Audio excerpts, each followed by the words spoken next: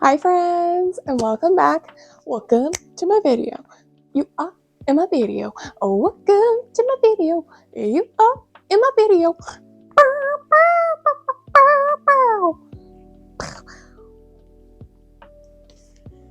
Hi friends, and welcome back. Welcome to another vlog. Today we are going to go through the books that I read in February this year. And I've got a bunch of other clips that I'm going to throw in here, but this will be like the first portion of it. I think we've also got like a workout, and we've got some FabFitFun stuff, and I think I did dermaplaning as well in this video. So if you guys enjoyed it, please give it a thumbs up, subscribe if you're not already, turn on the notification bell so you get notified when my next video goes live. Let's jump on in. Okay, so we talked last month about the books that I read in January, so I wanted to talk this month about the books I read in February. Not as many done in February as I did in January, but like that's okay. It was also a shorter month. I did some traveling, and I was also sick during February, so I wasn't feeling the best, and I also wasn't having the best time, and I also was busy, so all the things to say that I still read a lot of books, but I didn't read as many in February as I did in January. So first up, I've got the Crescent City book number 2. This is the Crescent City House of Sky and Breath. I talked about this book in the last video of my January reads because I had started this book but was only partway through. I did finish this on the 1st of February, so this is technically a February finish. Again, I've kind of pointed it out that this is like misses the mark just a little bit for me because it's very like urban setting versus like what you would typically expect from a fantasy type book. You know, they've got phones and cars and like all this stuff mixed in with like magic and, you know, a whole bunch of different types of characters and a bunch of different factions within this world. And so for me, it just, with the urban setting, it misses it just a little bit, but still a pretty good read. I still gave this book 4 stars, I think. Yeah, still gave this 4 stars. This book also left on a cliffhanger, and it ties in at the very end to the ACOTAR world. So I don't want to spoil anything, but it does tie in a little bit. I haven't read book 3, so I'm not sure like how much that ties in, but I did enjoy this book. I enjoy the characters. I enjoyed the world. So yeah, all of that to say that I did enjoy this book. I did enjoy like kind of the world building. I enjoyed that it maybe is potentially going to have a crossover between the two book series. Yeah, so I'm excited to read book 3. And again, this was another 4-star book, and it was about 800 pages. Book number 2 for February was a Lisa Jewell book. This is Don't Let Him In. And this is a shorty book. It's 300 and something pages, 340 something, 50 something pages. And this is kind of like a thriller book. To me, this was a little more of a difficult read for me than some other Lisa Jewell books, in that I would never let a man like this in my life or do these things to me. So for me, it's a little bit unrealistic, but it was still a good book, still a good thriller. It's not one of my top reads from her. I think I give this book, I ended up giving it 4 stars on Goodreads, but I'd say this is like a 3.5 to 3 stars probably. Yeah, it missed the mark a little bit for me in that it's kind of like con man centered, and I just don't put up with that kind of shit in my life. So it missed the mark a little bit for me just because it felt like a little unrealistic, but I know that that's not the case for everyone. And so it was still like a good like psychological thriller, but just not my favorite from this author specifically. Okay, book number 3 was actually a random book I picked up at Barnes & Noble, like in the checkout line. And this is called The Murder at World's End. This is by Ross Montgomery. And this is actually my first 5-star read of 2026 so far. I enjoyed this book. This is kind of like a whodunit. It reminds me of like an Agatha Christie, like Murder on the Orient Express kind of book. It's very much like reminiscent of that because it's like a whodunit, a thriller, kind of guessing who is going to be murdered and or the murderer, right? In this book series, but it was also very like cheeky. Some of the characters in this book were very like, they were just funny to me, so they actually made me laugh out loud when I read some of the lines in this book, just because I don't know, that's just kind of the old lady that I want to be when I get to be this person's age. That was one of the characters in this book. I just want to be like doing my own thing, not being told what to do, kind of living outside the lines of life, right? And so I just felt like this was a really fun and quick read. It's only about 300 pages, so it's definitely not the longest book in the world, but this was a 5-star read for me. So I'll probably have to reread this at some point, but yeah, it was very good. My fourth read of February, whatever month it was, February, was Heated Rivalry. This is the one that I mentioned in the January reads. I was reading Heated Rivals, which was a Katie Robert book, and that is completely different than Heated Rivalry. This is the hockey romance one. This is the one that's really popular. This is the one that's got the not Netflix, it's on HBO, I think. There's a show about it, and I think it got renewed, and there's like a whole other like world that this book belongs in, but it's like standalone enough that you don't need to read the whole other series to do anything with that. I gave this book 4 stars. This is actually a really entertaining book. It was very like angsty, very enemies to lovers, with the 2 main characters, and like I don't really want to give anything away, but obviously we know that, right? That's coming. But yeah, it was good. It was like kind of heartfelt and kind of heartbreaking, and a little bit funny here and there. And the ending was like maybe a little rushed in my opinion, because it was kind of like all this build up between the 2 of the characters, and then kind of like, oh, they just kind of gave in at the end. So that was like a little kind of on the ending for me. I'd say this one's probably like 3.5 to 3.75 stars if I could do like half or quarter ratings with Goodreads. But yeah, I really enjoyed it. I look forward to watching the series and going from there. Okay, book 5, I don't have a physical copy of. This was a book that I accidentally pre-ordered on my Kindle. This is The Primal of Blood and Bone by Jennifer Armentrout. This is part of the Blood and Ash series, and this was book number 6 in the series. This book was huge. It was like 1,200 pages, I want to say, maybe closer to 1,300 pages. And I don't think that it needed all of that to get the point across of where we ended at the ending of the book. Personally, I feel like this should have been split between 2 books instead of mashing all of that into one book. Yeah, I didn't think it was quite there. It missed the mark a little bit for me. If you've read some of her earlier books, I feel like they were a lot more fast-paced and a lot more entertaining, and the writing was better, and they weren't quite as long as this book. I gave it 3 stars. I will say this was better than book number 5 in the series. I skipped a ton of that book because it was the same story being retold from somebody else's point of view, and to me that's just lazy writing. I don't like it. I think I gave it like 1 star for the 5th book.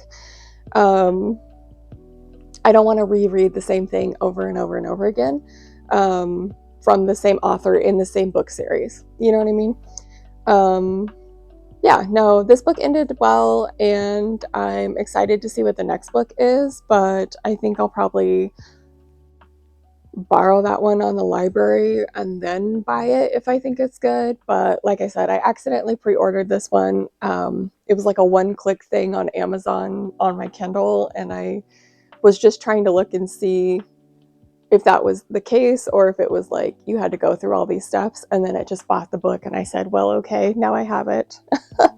um, it came out, I want to say like in August or September this last year, and then I finally read it here in February. So if you're not part of this series already, I wouldn't necessarily recommend starting it, but I am just interested to keep reading it to kind of see how it ended. Okay, book number 6, I think. That's 4, and we just talked about 5. Yeah, okay. Book number 6 is a Grady Hendrix book. This is How to Sell a Haunted House. This is my first Grady Hendrix book, and I'm not sure what I expected, but it wasn't this. And that might be just because I didn't really know anything about this author to begin with. I don't know if this is how all the other books are kind of written. This one, what I will say about it is there was haunted puppets in the book, and that's not what I expected from a book about selling a haunted house.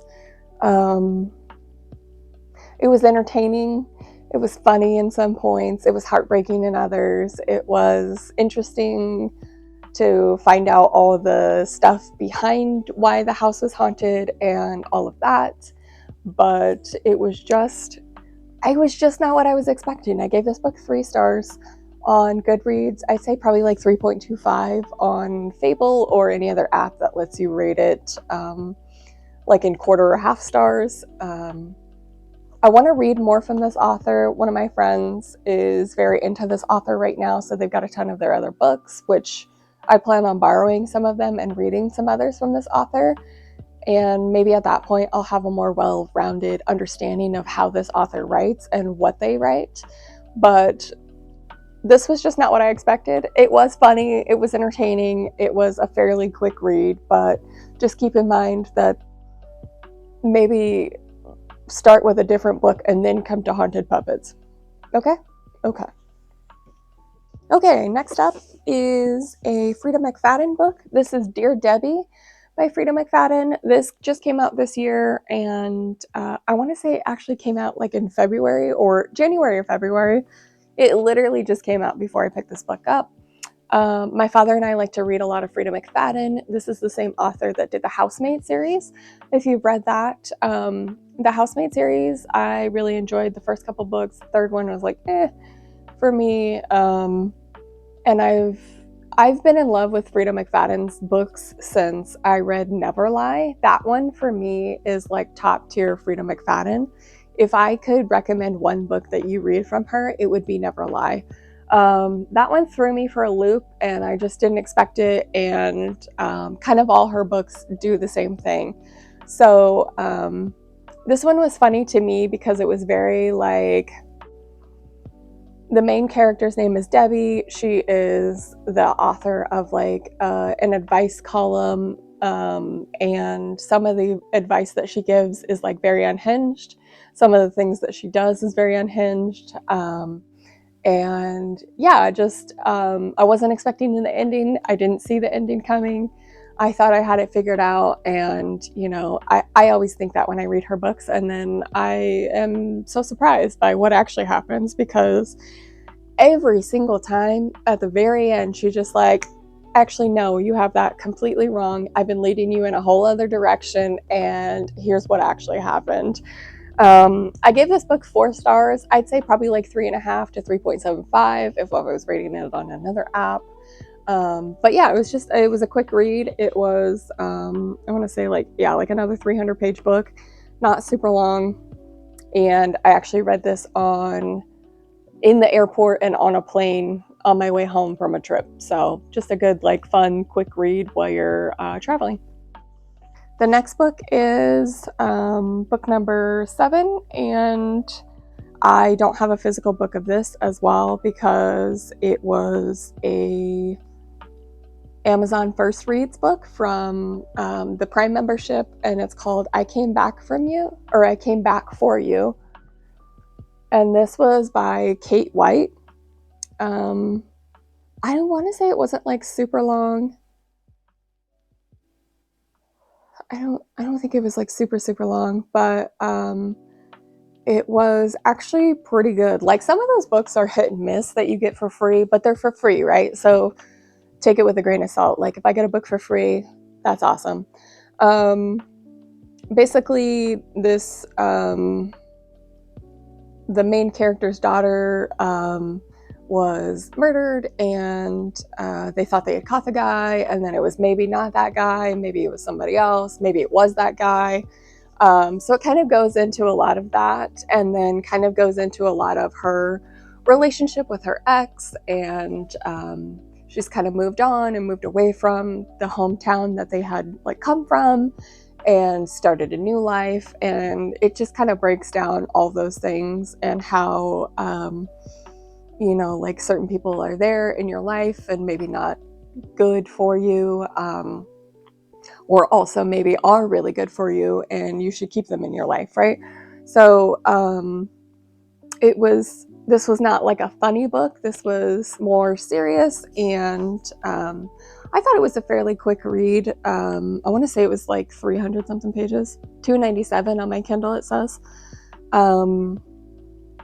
But yeah, for a free book, this was pretty good, and I don't think I would go back and read anything from this author. I gave it 3 stars for the story overall, but the writing and some of the parts of the book, like, just because it wasn't there for me. Yeah, so I give that book 3 stars, and, you know, like I said, it was free, so whatever. Okay, last but not least is this book called The List of Suspicious Things by Jeannie Godfrey. And this book is about the Yorkshire Ripper and 2 little girls that are trying to solve the murder. And so they start the list of suspicious things and people in their life, you know, that are coming and going. They're marking as suspects. They're writing down why they think that. They're going through and doing investigations. I gave this book 2 stars.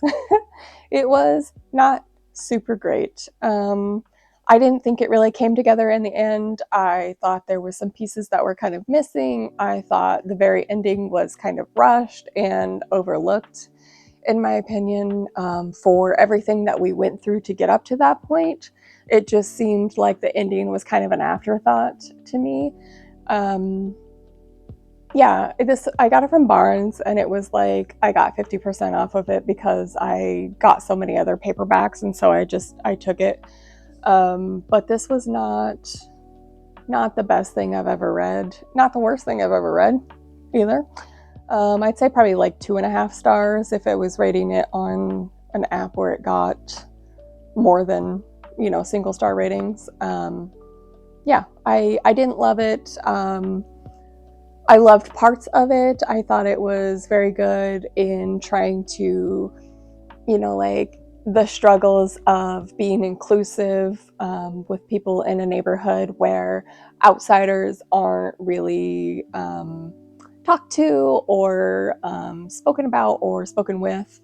So I thought that part of it was pretty good, trying to incorporate some diversity in the world that these characters were in, and kind of like how that impacts your real life, and, you know, like during the time frame, how that was kind of frowned upon to maybe be friends with somebody of a different ethnicity than you. So I thought it was like good in that aspect that these girls in this book kind of learned some of these things about themselves, and that they learned about how to interact and how to be like a force for these kind of different ethnic groups in their world. So I thought that was good, but just the story overall was kind of like, I don't know. It's not for me. It's not for me. All right, so that's everything I read in February. Like I said, I didn't read quite as many books as I did in January. Not that there's anything wrong with that. I've still read, I want to say like 24 books this year now.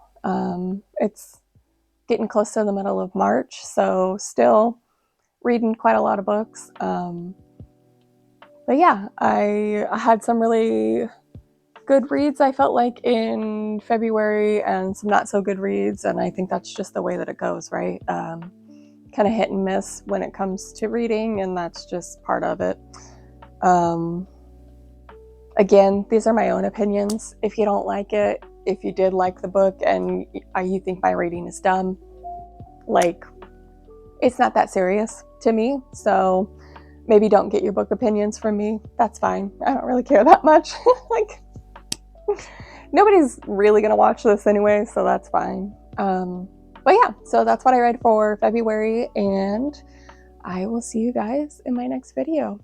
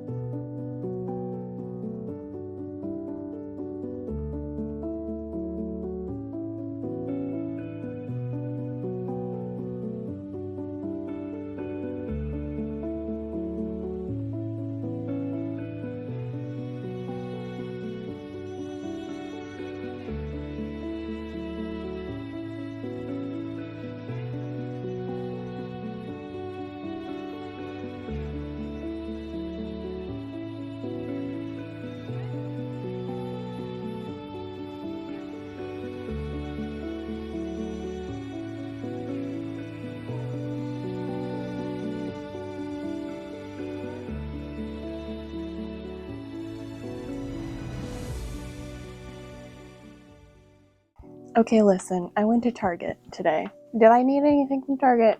No, I didn't. But while I was there, I tried some clothes on, so I'll put that clip in either this vlog or the next one. I didn't buy any of the clothes. They didn't really look that good in my opinion. Nothing that I couldn't live without. But I did buy some things while I was at Target, so Target haul? I don't know. People still do these? I bought popcorn. This is the Boom Chicka Pop, the sweet and salty kettle corn. Love that stuff. I also bought some veggie straws, but I already ate part of them. And this is the Target brand, the Good and Gather, I think. Yeah, Good and Gather brand from Target itself. Veggie straws, they're in-store brand. And I got the in-store brand because the real veggie straw brand now only is made with avocado oil, and I can't have avocados. So That's not great. But what are you gonna do? These are for my honey bunny because he loves these. These are Goldfish Flavor Blasted Extra Cheddar. He'll be so jazzed about them.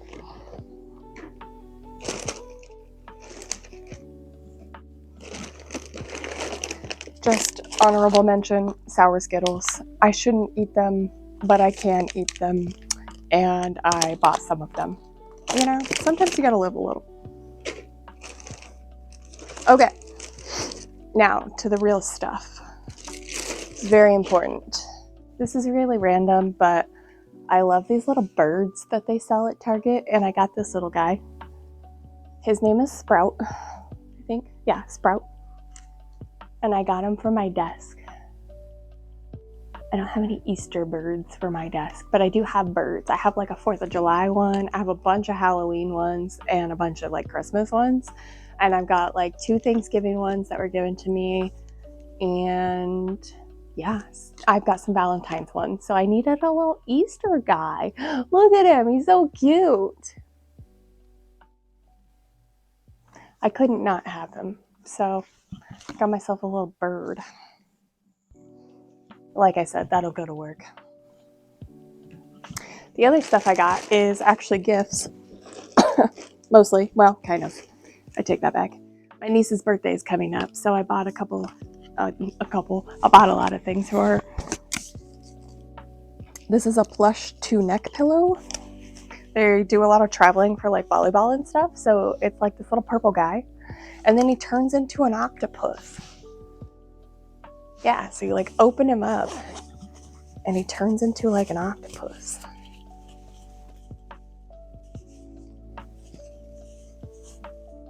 Like, how fun is that? He's gonna be a little octopus guy. I'm guessing it all like goes in there and then makes the octopus bigger, but I didn't want to do all that work. So she can do that later. But yeah, like I said, they do a lot of traveling for like volleyball and stuff. So yeah, cute little neck pillow for her. Also got her some purple sunglasses. The theme is purple, so got her these little purple sunglasses. Thought they were cute. Like, look how cute these are. She's gonna love them. She's gonna freak about it. Oh yeah.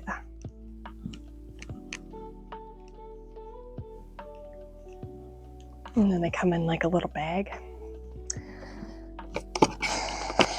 And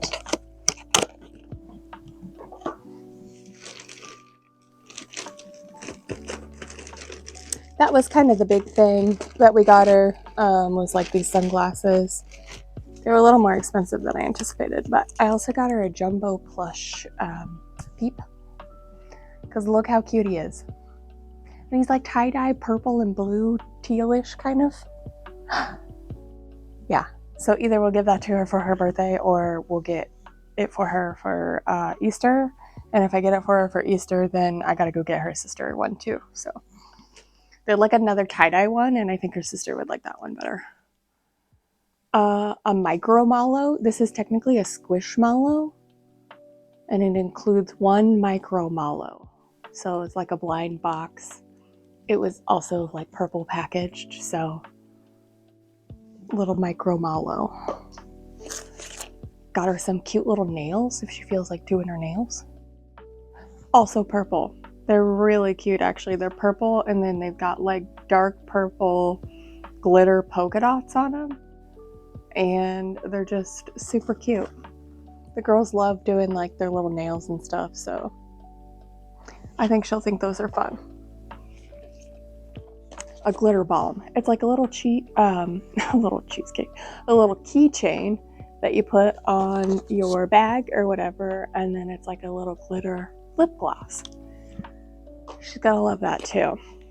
And then last but not least for her, we got her this little like handheld console, also purplish, pinkish, whatever.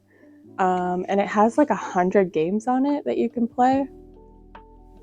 So runs on 3 AAA batteries, and I don't know, I just thought she would think that was fun, like while they're in the car or just hanging out at home, or, you know, big sister's got a phone and she doesn't have a phone, so maybe this will be like fun for her to kind of play around with. So that's what I got for her. I also got a card and a gift card for Target for my husband's grandma for her birthday that's coming up. And then I got a couple things for myself as well. Oh, I forgot I had one more candy, or one more food thing. These are candy dates. It's supposed to be sour watermelon flavor. They're pitted dates, and then they're candy coated, so they're naturally sweet, crunchy outside, chewy inside. They're whole pitted dates, and then obviously they don't have like any added sugar because they're already like whatever. Plant-based, gluten-free. Yeah, I don't know. I've been wanting to try like some dates, but I saw these and I thought I would give those a shot.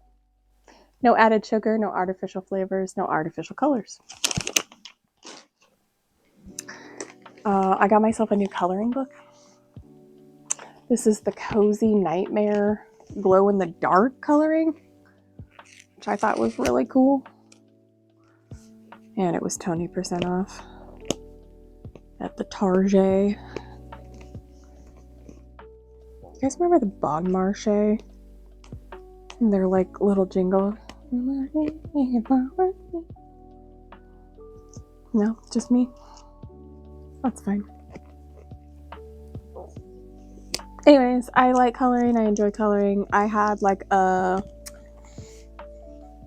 a Bob Ross one, but my friend and I had that and we are no longer friends, so I decided to give that away to somebody who would use it and got myself a different one.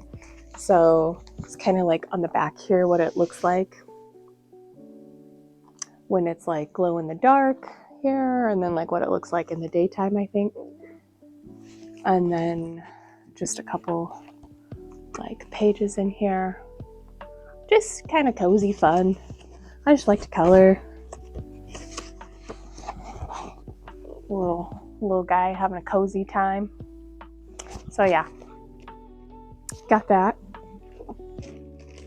And then I picked up 3 books while I was at Target, and they were all on sale because they always have stuff on sale. And they're actually all hardback, and one of them is from Mary Kabuka. I don't know if that's actually how it's pronounced, but that's how I pronounce it. This lady wrote Local Woman Missing. If you haven't read that book, it's an incredible thriller. It was very good. Everything I've read from her has been like pretty good. That one is just like my top tier. That one I would always recommend. This one is called It's Not Her, and it just came out, so I'm excited to read that. Obviously, it's going to be another like thriller type book, and yeah, like I said, haven't read anything bad from this author, so I'm excited for that. Next up, I picked up Matt Dinniman's new book. This is Operation Bounce House, and Matt Dinniman is the same guy that wrote Dungeon Crawler Carl. I talked about how that was my top series of 2025. I'm actually rereading the entire series right now because the new book comes out in mid-May, and my very sweet husband pre-ordered that for me, so I will have it as soon as it releases. So I'm just kind of reading through it again. He bought me all the books that I needed for the rest of the collection for Valentine's Day, which was really nice of him. And yeah, so this is a new book from Matt Dinniman, Operation Bounce House. I want to say it's like kind of related to Dungeon Crawler Carl. I feel like it's I want to say that there's like a character later in the series that this is kind of about, I think, like from their point of view, but I don't know that for sure. So I'm very excited to read this. And then last up I picked up was I've never heard of this person. The Secret Lives of Murderers' Wives, a novel by Elizabeth Arnott. That's what this looks like. And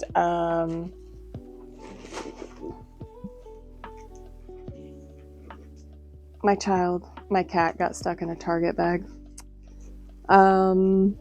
Yeah, so basically, like, housewives, I think, have all been married to convicted killers. Did you get stuck, honey? Did you need help? Yeah. You got it. Yeah, I can hold the bag. You gotta go this way, yo. You gotta go. You gotta go.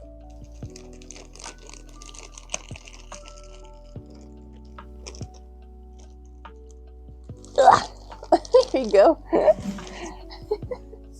She got her head stuck in the handle of the bag.